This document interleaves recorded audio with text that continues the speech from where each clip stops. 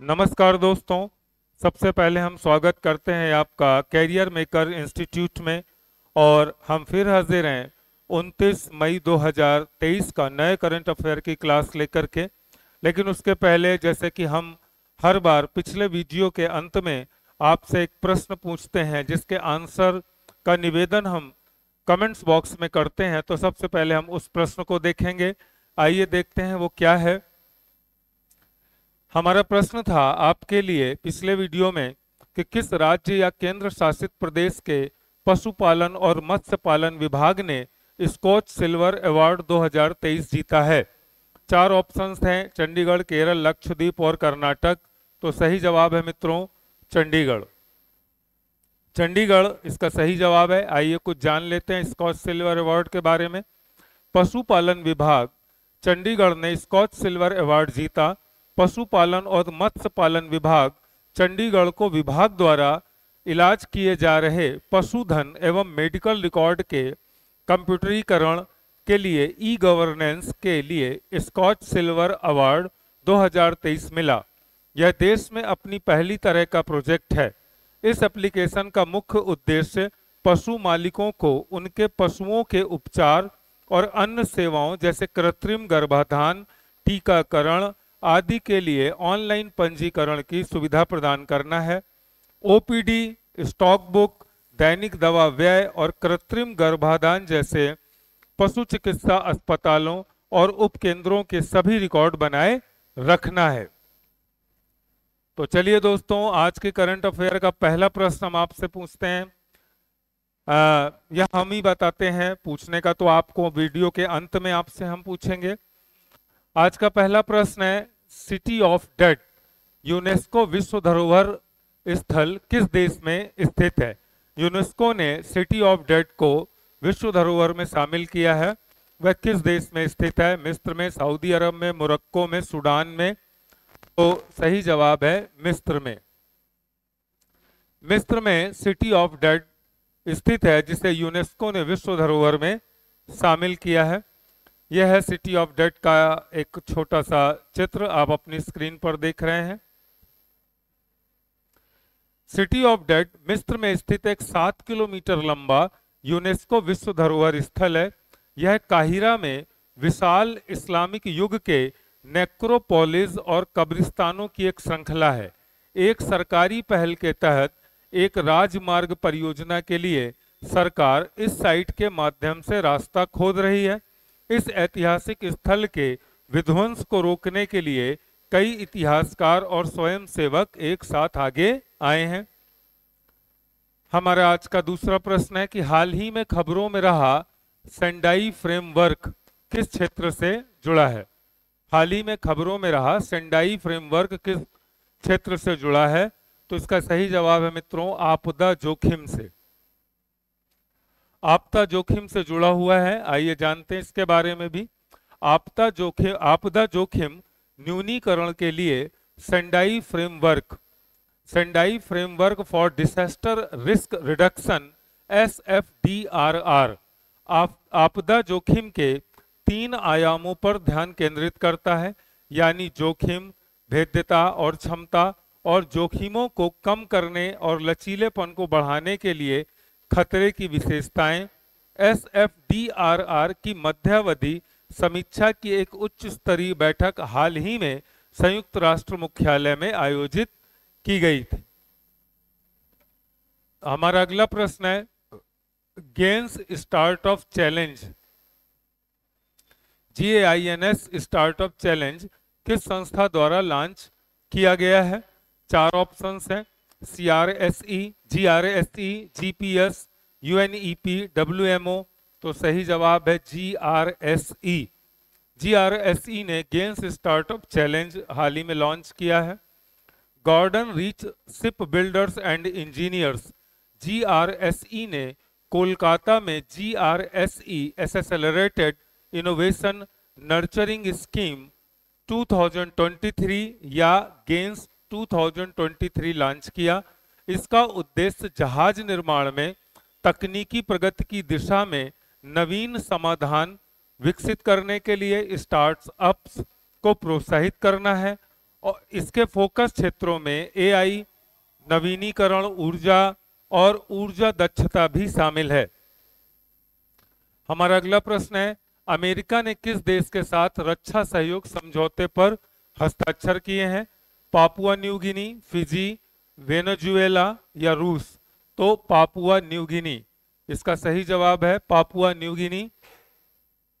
America और Papua New Guinea ने हाल ही में एक रक्षा सहयोग समझौते पर हस्ताक्षर किए हैं। यह प्रशांत द्वीपीय राष्ट्र की रक्षा क्षमताओं को बढ़ाएगा और अमेरिका के लिए अपनी सेना को प्रशिक्षित करना आसान बना देगा। हमारा अगला प्रश्न है, वैज्ञानिकों ने किस देश में भेड़िया कुत्ते संकरण वोल्फ डॉग हाइब्रिडाइजेशन की पहली आनुवंशिक पहचान की खोज की है? 4 ऑप्शन हैं, भारत, चीन, कोरिया, जापान। तो उत्तर है इसका भारत। वैज्ञानिकों ने भारत में भेड़िया कुत्ते संकरण वोल्फ डॉग हाइब्रिडाइजेशन की पहली बार आनुवंशिक पहचान की खोज की है। शोधकर्ताओं ने ट्रैकिंग, निगरानी, मूल्यांकन, शिकार आधार के माध्यम से संरक्षण प्रयासों को बढ़ाने की आवश्यकता पर बल दिया है। हमारा अगला प्रश्न है, अंतर्राष्ट्रीय महिला स्वास्थ्य दिवस कब मनाया जाता है? तो सही जवाब है मित्रों 28 मई। 28 मई को अंतर्राष्ट्रीय महिला स्वास्थ्य दिवस मनाया जाता है। वर्ष 1987 माने 1987 में कोस्टा रिका में WGNRR के सदस्यों के रीयूनियन के दौरान 28 मई को महिलाओं के स्वास्थ्य के लिए अंतर्राष्ट्रीय महिला स्वास्थ्य दिवस के रूप में मनाना घोषित किया गया था। तब से हर साल 28 मई इसे अंतर्राष्ट्रीय स्तर पर जाने जाना लगा और इस दिन महिलाओं और स्वास्थ्य समूहों द्वारा दुनिया भर में कई कार्यक्रम आयोजित किए जाते हैं। साल 1999 में इसे आधिकारिक तौर पर दक्षिण अफ्रीका की सरकार द्वारा मान्यता दी गई थी। WGNRR का मुख्यालय एम्स्टर्डम नीदरलैंड में है और इसकी स्थापना 1984 में हुई थी। हमारा अगला प्रश्न है दोस्तों, सबसे शक्तिशाली सुपर कंप्यूटर की सूची में भारत के किस कंप्यूटर को शामिल किया गया है? 4 ऑप्शंस हैं, एरावत, परम, विक्रम या इनमें से कोई नहीं। तो सही जवाब है एरावत। एरावत को अभी शामिल किया गया है। भारत ने top 500 global super computing list में 75वां स्थान हासिल करते हुए अपने AI सुपर कंप्यूटर एरावत के साथ प्रौद्योगिकी के क्षेत्र में एक महत्वपूर्ण उपलब्धि हासिल की है। जर्मनी में आयोजित international super computing conference ISC 2023 के 61वें संस्करण के दौरान इस उपलब्धि की घोषणा की गई। AI पर भारत सरकार के राष्ट्रीय कार्यक्रम की अगुवाई में CDAC पुणे में एरावत भारत को दुनिया भर में AI सुपर कंप्यूटिंग देशों में सबसे आगे ले जा रहा है। हमारा अगला प्रश्न है, ब्रिटेन के कोवेंट्री शहर के पहले सिख समुदाय के लॉर्ड मेयर कौन बनाए गए हैं? तो 4 जवाब हैं। कमला हैरिस सिख नहीं है, खुशवंत सिंह बड़े लेखक हैं। आंसर है इसका जसवंत सिंह बीडी। जसवंत सिंह बीडी को ब्रिटेन के कोवेंट्री शहर के पहले सिख समुदाय के लॉर्ड मेयर बनाए गए हैं। हमारा अगला प्रश्न है, झारखंड में देश का सबसे बड़ा उच्च न्यायालय हाई कोर्ट का उद्घाटन किसके द्वारा किया गया? तो इसका उद्घाटन भारत के राष्ट्रपति द्रौपदी मुर्मू के द्वारा किया गया है। झारखंड राज्य में क्षेत्रफल की दृष्टि से देश के सबसे बड़े उच्च न्यायालय का उद्घाटन भारत के मुख्य न्यायाधीश DY चंद्रचूड़ जी की उपस्थिति में भारत की राष्ट्रपति द्रौपदी मुर्मू जी के द्वारा किया गया। द्रौपदी मुर्मू जी झारखंड के राज्यपाल भी रह चुकी हैं। बेंच की दृष्टि से इलाहाबाद उच्च न्यायालय भारत का सबसे बड़ा उच्च न्यायालय है। सिक्किम में देश का सबसे छोटा उच्च न्यायालय है। भारत में कुल 25 उच्च न्यायालय हैं, जिसमें कोलकाता उच्च न्यायालय सबसे पुराना है। भारतीय संविधान का अनुच्छेद 214 उच्च न्यायालय की व्याख्या करता है। हमारा अगला प्रश्न है, उत्तराखंड की पहली वंदे मातरम एक्सप्रेस ट्रेन किन दो शहरों के बीच चलाई जाएगी? देहरादून और दिल्ली, हरिद्वार और देहरादून, दिल्ली से जम्मू, जम्मू से देहरादून। तो सही जवाब है देहरादून से और दिल्ली के बीच में चलाई जाएगी। यह है वंदे मातरम ट्रेन जो देहरादून से दिल्ली के बीच चलाई जाएगी। उत्तराखंड की पहली एवं भारत की 17वीं वंदे मातरम एक्सप्रेस ट्रेन 100 करोड़ की लागत से मेक इन इंडिया योजना के अंतर्गत आनंद विहार माने दिल्ली एवं देहरादून की देवभूमि के बीच चलाई जाएगी। इस ट्रेन को भारत के प्रधानमंत्री नरेंद्र मोदी के द्वारा ऑनलाइन वीडियो के माध्यम से लॉन्च किया गया। यह ट्रेन कवच प्रणाली पर कार्य करेगी, जिससे दो ट्रेनें आपस में टकराएंगी नहीं। Vande Mataram express train semi high speed से चलने वाली ट्रेन है, जिसकी कोचों को चेन्नई में बनाया जाता है एवं इस ट्रेन की शुरुआत 2019 से किया गया। भारत में 400 वंदे भारत ट्रेन चलाने का लक्ष्य निर्धारित किया है। पहली और दूसरी वंदे भारत एक्सप्रेस ट्रेन क्रमशः दिल्ली और वाराणसी एवं दिल्ली से कटरा के बीच चलाई गई थी। हमारा अगला प्रश्न है, हमार सुघ्घर लाइका अभियान किस राज्य में शुरू किया गया है? हमार सुघ्घर लाइका अभियान किस राज्य में शुरू किया गया है? छत्तीसगढ़, मध्य प्रदेश, उड़ीसा या आंध्र प्रदेश में? तो सही जवाब है मित्रों छत्तीसगढ़। छत्तीसगढ़ के दुर्ग जिले में भरोसे का सम्मेलन एक कार्यक्रम का आयोजन किया जा रहा था। इसी कार्यक्रम में छत्तीसगढ़ के मुख्यमंत्री भूपेश बघेल जी के द्वारा हमार सुघ्घर लाइका अभियान को शुरू किया गया। इस अभियान के अंतर्गत 1800 कुपोषित बच्चों को पोषण प्रदान करना है लक्ष्य इसका। अगला प्रश्न है, पर्यटन को बढ़ावा देने के लिए गोवा ने किस राज्य के साथ समझौता ज्ञापन पर हस्ताक्षर किए हैं? तो इसका सही जवाब है मित्रों उत्तराखंड।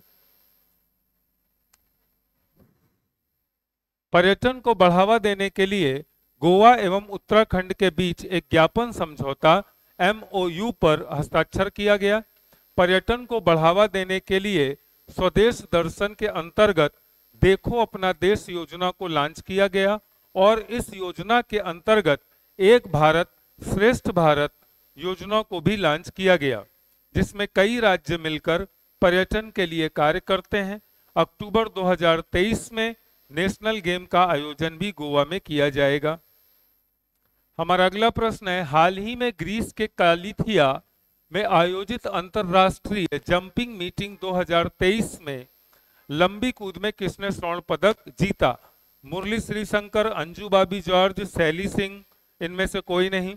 मुरली श्रीशंकर इसका सही जवाब है।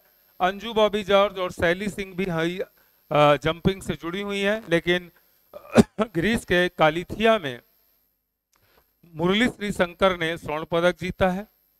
इन्होंने 8.18 मीटर की लंबी कूदे और इसी के साथ एशियन गेम के लिए क्वालिफाई भी कर गए।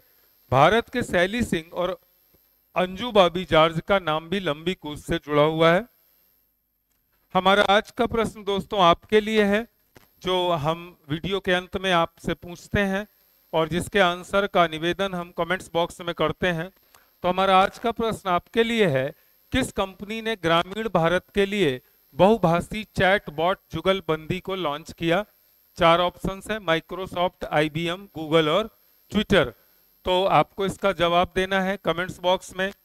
तब तक के लिए हम विदा चाहते हैं और मिलते हैं इस जवाब के साथ एक नए करंट अफेयर की क्लास के साथ आप अगले वीडियो में। तब तक के लिए आपसे विदा, नमस्कार, धन्यवाद।